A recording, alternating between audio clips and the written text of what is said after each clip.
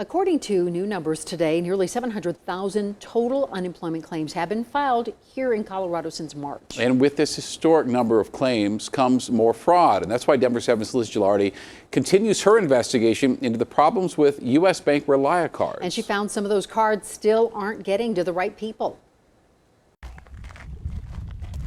The same story over and over again, starting at the mailbox. Well, what's interesting is I got one of these in the mail. Wayne found a U.S. Bank Reliacard in the mail, a card used to distribute unemployment benefits. But just like others we've interviewed, he's employed.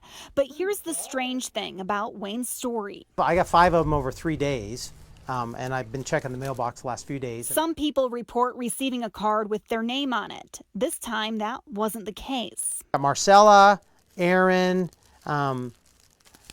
Kenneth, Jeffrey, and Douglas. They all have my address, but they're not my names. Another viewer emailed Contact Denver 7 saying he received a whopping 19 Reliacards in the mail. The envelopes listed his address, but he didn't recognize the names either. The Colorado Department of Labor and Employment says if this happens to you, someone likely used some or all of your personal information to file a pandemic unemployment claim used for gig workers or people who are self-employed. Recognize any of those? Nope. Never heard of any of them. At this point, we're fielding multiple emails and phone calls about unsolicited Reliacards every day.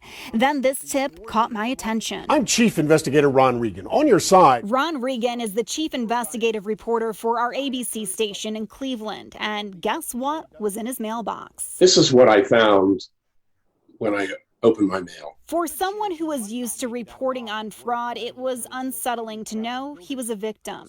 Ron says he has no idea how someone stole his identity and used it to file an unemployment claim in Pennsylvania. I'm completely taken back. You know, I don't work in Pennsylvania. I don't live in Pennsylvania.